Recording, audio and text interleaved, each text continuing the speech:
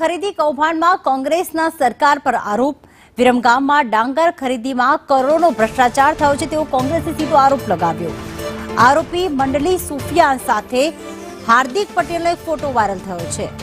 ધારાસભ્ય હાર્દિક પટેલનો સુફિયાનને મીઠાઈ ખવડાવતો આ ફોટો વાયરલ થયો છે। આ કૌભાંડના 7માંથી 5 આરોપીઓ હજુ પણ પોલીસ પકડથી દૂર છે। માત્ર 2ની ધરપકડ કરવામાં આવી છે। ત્યારે આરોપીઓને કોણ આશરો આપનાર છે તેવો મનહર પટેલે સીધો સવાલ પૂછ્યો। ફરિયાદી મામલતદારની બદલી થવી જ ન જોઈએ તેવો પણ મનહર પટેલે માંગ કરી છે। ડાંગર ખરીદી કૌભાંડમાં કોંગ્રેસના નેતા મનહર પટેલે ઉઠાવ્યા સવાલ। એફઆઈઆર નોંધાણી છે એ 4.5 કરોડનું છે, પરંતુ અમારી સંજ્ઞાનમાં આ ભ્રષ્ટાચારનો આંકડો 7.5 કરોડ કરતાં વધુ છે અને આવનારા દિવસોમાં એથી મોટો થઈ શકે એમ છે। આ એક ગંભીર ફરિયાદ એક ઈમાનદાર મામલતદારે નોંધાવી છે। વિરમગામના જનપ્રતિનિધિ ધારાસભ્યશ્રી અને એ જે મુખ્ય જે આરોપી છે આનો જે પકડથી બહાર છે એને કેક ખવડાવતો એનો ફોટો પણ પબ્લિકની સામે વાયરલ થયો છે।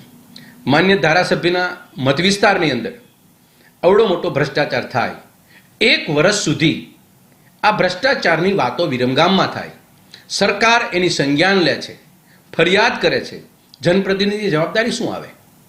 હું સરકારના પ્રવક્તાને અને જનપ્રતિનિધિ ધારાસભ્ય શ્રી હાર્દિકભાઈ પટેલને પૂછવા માંગુ છું, તમારા વિસ્તારમાં થયેલો ભ્રષ્ટાચારનો આરોપ કોના ઉપર મૂકશો?